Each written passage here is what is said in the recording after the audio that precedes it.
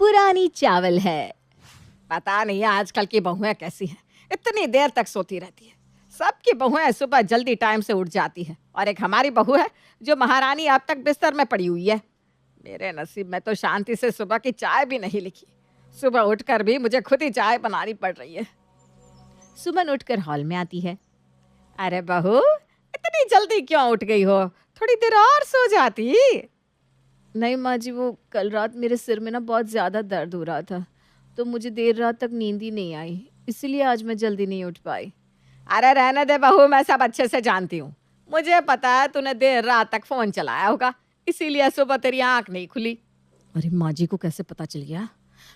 माँ जी मैं अभी जल्दी से जाकर खाना बना लेती हूँ।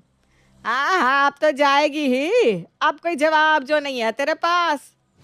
सुमन सबको खाना परोस देती है और जब सभी खाना खा रहे थे, बहू तुझे कितनी बार कहा है कि सब्जी में जरा तेल कम डाला कर।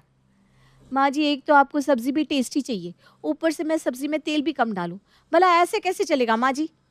अरे तो सब्जी में तेल डालना था या तेल में सब्जी डालनी थी? हाँ, ये देख, सब्जी तेल में अलग से ही तैर रही है। पापा जी अब आप ही बताइए, क्या मैंने सब्जी में तेल ज्यादा डाला है? हाँ जी, अब आप ही बताइए। अरे इनका तो फिर से चालू हो गया। अभी ये फिर से मुझे बीच में घसीटेंगी। इससे अच्छा है कि पहले ही मैं यहाँ से निकल लूँ। बेटा अब मैं क्या बताऊँ, तुम दोनों ही देख लो। अरे चलो आ रहा हूँ, जल्दी चलो, हमें लेट हो रहा है बेटा। हाँ हाँ पापा, जल्दी जल्दी चलते हैं, हमें आज वैसे जल्दी पहुंचना है ना। यश अब तुम ही इन्हें संभाल लेना। हाँ हम चलते हैं। अरे भैया आप दोनों इतनी जल्दी कहाँ जा रहे हो? इस मुसीबत से बचकर जा रहे हैं बच्चू। और उसके बाद कमल और यश वहां से अपना बैग उठाकर जल्दी से भागकर बाहर चले जाते हैं। अरे पापा जी अपना लंच बॉक्स तो लेकर जाइए। नहीं चाहिए बेटा। अरे इन दोनों को क्या हो गया, ये अचानक से भाग क्यों गए? पता नहीं, खैर इन्हें छोड़ो, तुम अब जल्दी से जाकर सारे कपड़े धो दो। 2 दिन से तुमने कपड़े नहीं धोए हैं। माँ जी मैं सोच रही थी कि मैं सारे कपड़े एक साथ वॉशिंग मशीन में ही धो देती, इसलिए मैंने कपड़े नहीं धोए थे।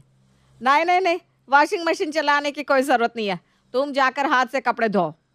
पर माँ जी इतने सारे कपड़े हैं, अगर मैं हाथ से कपड़े धोऊंगी तो मेरे हाथ खराब नहीं हो जाएंगे? क्या तेरा बड़ा सोने का हाथ है जो कपड़े धोने से खराब हो जाएगा? हाँ, आजकल की बहुओं के अलग ही नखरे हैं। अरे एक हमारा जमाना था जो सुबह 5 बजे उठकर इतना काम करते थे, और इन्हें देखिए भाई। सुमन गुस्से में वहां से चली जाती है और हाथ से कपड़े धोने लगती है। ये माँ जी तो ऐसे कह रही हैं जैसे पता ही नहीं इन्होंने कितना काम किया हो। अरे मेरे आने के बाद तो इन्होंने एक पानी का ग्लास तक नहीं उठाया और मुझे शिक्षा दे रही है। उसके बाद सुमन अपना सारा काम खत्म कर लेती है और हॉल में जाकर टीवी चलाकर अपना सीरियल देखने लगती है। तभी वहां पर विमला आ जाती है। अरे बहू ला जरा, मुझे टीवी का रिमोट देते हैं, मुझे अपना सीरियल देखना है। नहीं नहीं माँ जी, मैं आपको अभी रिमोट नहीं दे सकती, मैं अभी ही तो अपना काम खत्म करके आई हूँ। वैसे भी सुबह से काम कर रही थी, आप तो पूरा दिन से टीवी देख रही थी, अब टीवी देखने की बारी मेरी है। अरे नहीं, अभी मुझे टीवी देखना है, जल्दी से इधर रिमोट दे, नहीं तो मेरा वो नागिन वाला सीरियल खत्म हो जाएगा। क्या माँ जी, आप भी कितने बकवास सीरियल देखती हो। नागिन सीरियल देख देख कर ना आप भी बिल्कुल वैसे ही नागिन जैसी हो गई हो। क्या कहा तूने? तू मुझे नागिन कहती है? तुझे तो अभी मैं बताती हूँ। उसके बाद विमला और सुमन का झगड़ा इतना ज्यादा बढ़ जाता है कि क्या बताएं। तब उनकी आवाजें सुनकर यश अपने कमरे से बाहर आता है। माँ भाभी आप दोनों ऐसे क्यों लड़ रही हो? आपको पता है ना मैं अपने ऑफिस का काम कर रहा हूँ। अरे बेटा मेरी कोई गलती नहीं है, यही है। अब देखो शांति से मुझे मेरा सीरियल भी नहीं देखने दे रही, तू ही समझाना इसे जरा। नहीं देवर जी, मैं तो सुबह से अपना काम कर रही थी, मैंने तो अभी ही टीवी चलाया है और माँ जी पूरे दिन से टीवी देख रही है, ऊपर से दिन भर ना वो नागिन वाला सीरियल ही देखती रहती है। हाँ, तूने अभी मुझे नागिन कहा था ये भी बता दे। अरे तू भी तो वो अलग अलग जन्म वाले सीरियल देखती रहती है। हाँ तो मेरे सीरियल तो आपके सीरियल से अच्छी ही है ना। इस जन्म में तो तुझसे ढंग से काम नहीं हो रहा। अरे मेरी फूटी किस्मत है जो मुझे तेरे जैसी बहू मिली, अगले जन्म में पता नहीं किसकी किस्मत खराब निकलेगी। हे भगवान मुझे बचा लेना, एक जन्म में सजा मिली वही काफी है। माँ जी वो तो आप शुक्र मनाइए कि आपको मेरे जैसी शरीफ बहू मिली है, अगर आपको तेज बहू मिलती ना तो अच्छे से पता चल जाता, आपको 100 जन्म में भी मेरे जैसी बहू नहीं मिलेगी। दोनों एक दूसरे को खरी खोटी सुनाने लगती हैं। बस भी कीजिए अब आप दोनों, अगर आप ऐसे ही लड़ेंगे तो उससे कोई भी हल नहीं निकलेगा। इसके बाद वो दोनों वहां से चली जाती हैं। हे भगवान, मैं भी किस मुसीबत में फंस गया हूँ। उसके बाद यश के पास उसकी गर्लफ्रेंड का कॉल आता है। यश, कहाँ पर हो तुम? मैं तुम्हें कितनी देर से कॉल कर रही हूँ, तुम मेरा कॉल क्यों नहीं उठा रहे थे? अरे मैं तुम्हें क्या बताऊँ, मैं ना बहुत बड़ी मुसीबत में फंसा हुआ हूँ। क्यों, क्या हुआ? अरे क्या बताऊँ तुम्हें, मेरी माँ और भाभी सारा दिन बस लड़ती रहती हैं। उनकी लड़ाई किसी भी समय खत्म ही नहीं होती। ऊपर से पापा और भैया मुझे इस मुसीबत में अकेला छोड़कर खुद तो भाग गए और मैं यहाँ फंस गया हूँ। यश, क्या तुम भूल गए कि मेरी एजेंसी का नाम क्या है? मैंने तो अच्छे अच्छे के झगड़े सॉल्व करवाए हैं। मेरे आगे कोई झगड़ा टिक ही नहीं सकता। तुम चिंता मत करो, जब मैं शादी के बाद इस घर में आऊंगी तो सब कुछ चुटकियों में सीधा कर दूंगी। अरे रेखा, हमने तो बहुत कोशिश कर ली इन लोगों को समझाने की, पर इनके झगड़े खत्म ही नहीं होते। तुम चिंता मत करो यश, मैं सब संभाल लूंगी। मेरे आगे कोई भी ज्यादा देर तक टिक नहीं पाता। अब यश रेखा से फोन पर बात कर रहा था तो उसे फिर से झगड़े की आवाज सुनाई देती है। वो जल्दी से फोन कट करके देखता है तो सुमन और विमला फिर से लड़ रही थी। अब आप दोनों फिर से क्यों लड़ रही हो? अब क्या हुआ? आज उसका भाई आने वाला है, इसलिए शाही पनीर, राजमा चावल, इतना सब कुछ बना रही है। आज उसको खाना बनाने में थकान नहीं हो रही, पर और किसी दिन जब मैं इसको खाना बनाने के लिए बोलूंगी, घर में कोई भी मेहमान आता है तब इससे खाना नहीं बनता। तब तो कभी इसके सर में दर्द होता है, कभी इसे थकान हो जाती है, तो कभी कुछ हो जाता है। ऐसा नहीं है माँ जी, आप ना मुझ पर पता नहीं क्यों ऐसे गलत गलत इल्जाम लगा रही हैं। मैंने तो पनीर पहले ही बना दिया था। मुझे तब तक तो पता भी नहीं था कि मेरा भाई आने वाला है। और पिछली बार जब आपका भाई आया था तब मैंने उनके लिए भी तो पकोड़े बनाए थे। हाँ हाँ, रहने दे, अपनी सारी पोल पट्टी मत खुला। मैं तुझे बहुत अच्छे से जानती हूँ।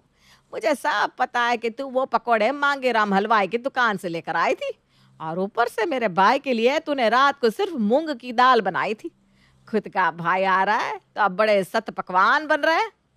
ऐसा कुछ भी नहीं है माँ जी, वो तो मैंने पहले ही बना दिया था। मुझे पता थोड़ी ना था कि मेरा भाई आ रहा है।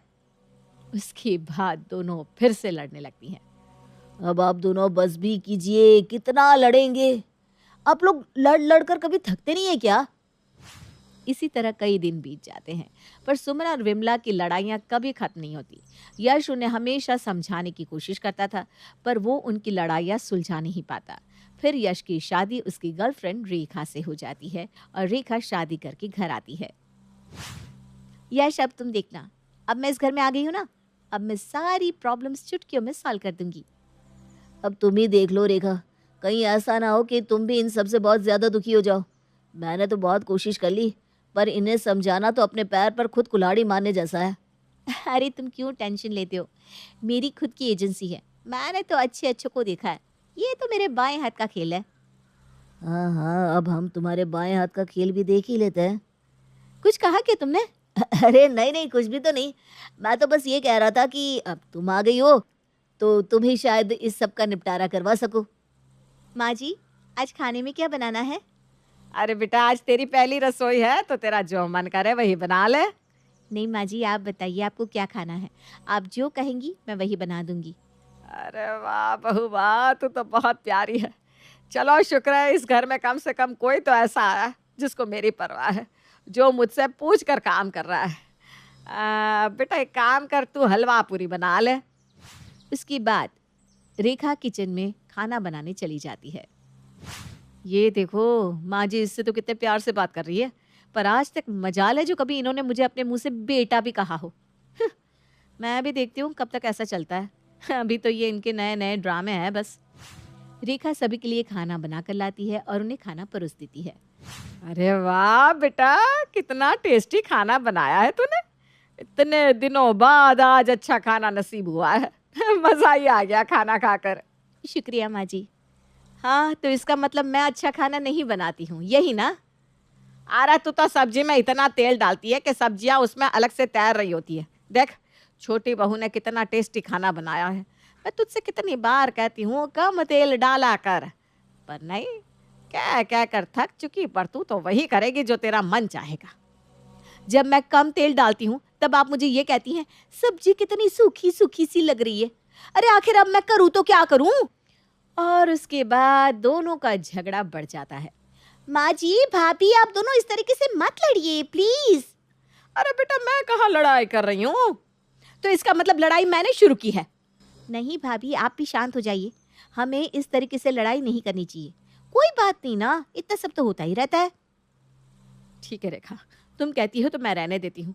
और माँ जी, अगर आपको रेखा के हाथ का खाना इतना ही पसंद है तो आज से वही सबके लिए खाना बना दिया करेगी। हाँ हाँ ठीक है, ये तो अच्छी बात है। अब से रेखा ही खाना बनाएगी, कम से कम अच्छा खाना तो मिलेगा। अरे ये क्या हो गया? क्या अब रोज मुझे ही खाना बनाना पड़ेगा? अब क्या करूँ मैं? अगले दिन। अरे रेखा बहू, ये सुमन बहू कहाँ चली गई? मुझे सुबह से दिखी नहीं। माँ जी वो भाभी कुछ नहीं माँ जी, मैं ज़रा शॉपिंग करने गई थी। तेरे तो शॉपिंग खत्म ही नहीं होती। अभी कुछ समय पहले तो तू इतने कपड़े लेकर आई थी, ऊपर से तू आज मुझे बिना बताए शॉपिंग के लिए चली गई। नहीं माँ जी, मैं रेखा को बात करके गई थी और हमें शाम को पार्टी में भी तो जाना है, उसके लिए नई ड्रेस चाहिए थी ना, वही लेने गई थी। जरूरी नहीं कि हमें हर फंक्शन के लिए नई ड्रेस ही खरीदनी पड़े। क्या सभी नए कपड़े फ्री में आते हैं कि जब तेरा मन हुआ तब शॉपिंग करने चली गई? माँ जी आप ना बस मुझे हमेशा इसी तरह से टोका कीजिए। हो गई खुश? अरे आप दोनों फिर से झगड़ा शुरू मत कीजिएगा, आप दोनों शांत भी हो जाइए। माँ जी कोई बात नहीं ना, अगर भाभी ने शॉपिंग कर ली तो वो मुझे बता कर गई थी, मैं ही आपको बताना भूल गई थी। अरे कोई बात नहीं बहू, मैं समझ सकती हूँ। हाँ मैं भी समझ सकती हूँ, अब जाकर तैयार हो जाऊं। इनकी लड़ाई सॉल्व करवाना तो बहुत ही आसान था। और फिर सब अपना काम करने लगते हैं। आज भला घर में इतनी शांति कैसे है? मैंने कहा था ना मैं सब ठीक कर दूंगी, अब बस तुम देखते जाओ। उसके बाद रेखा वॉशिंग मशीन में कपड़े धो रही थी। अरे बेटा, हाथ से कपड़े धोया कर। हाँ, वॉशिंग मशीन में सारे कपड़े खराब हो जाते हैं। जी माँ जी। अब ये कैसी मुसीबत है?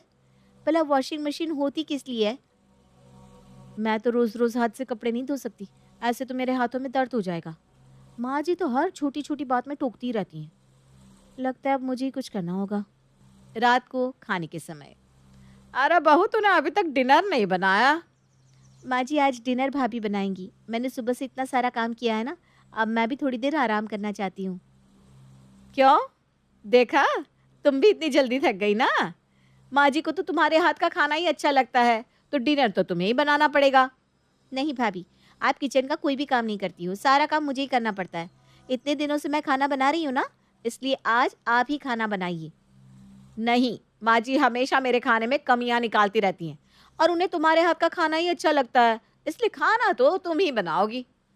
अरे बहू, तो तुम दोनों मिलकर बना लो ना, कितना लेट हो रहा है। नहीं माँ जी। नहीं माँ जी। तुम दोनों तो एक से बढ़कर एक हो रही हो। अब घर का काम तो करना ही होगा ना, इसमें शिकायत करने की क्या जरूरत है? शोर सुनकर यश वहां पर आता है। माँ भाभी आप दोनों फिर से लड़ने लगी। रेखा अब तुम ही समझाओ इन दोनों को।